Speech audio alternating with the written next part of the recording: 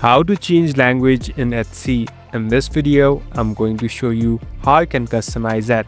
First of all, open the application.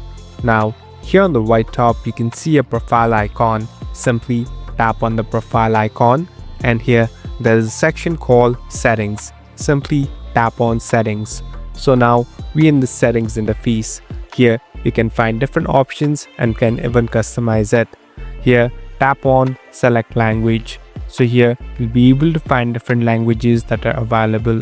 So it's up to you, and now tap on the one that you want to switch into. So here I'm tapping on one. At last, tap on OK. So the whole interface is changed now. Thank you for watching this video.